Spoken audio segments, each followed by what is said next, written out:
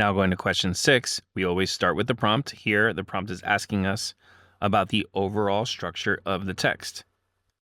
Now, when you're asked about the overall structure, that's just another way that you're quizzed on the main idea.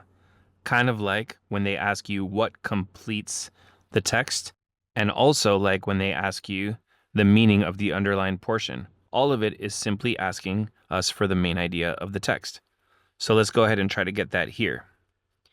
In this language from what is now the southeastern US, this word is the singular form of to wink, whereas this other word is the plural form of to wink. Similarly, this word is the singular form of to kick something, whereas the plural form looks like this. These are instances of subtractive morphology, in which a base word is truncated.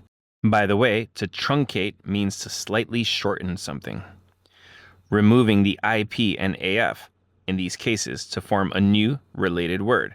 This kind of subtractive morphology is pervasive in this language. So we're hearing about how in some language, different forms of a word have to do with removing tiny parts. So for instance, this word here, which is just simply missing one little part of it. And we get other examples of the same thing. And we're being told what that is. That's subtractive morphology in language. So which answer talks about that? A says the passage is describing the relationship between these languages, raising a question about the nature of the relationship and answering the question. I don't really see any question being raised about the relationship between languages. B, the text identifies the most frequently occurring words in this language, explains why it's difficult to translate those words into English.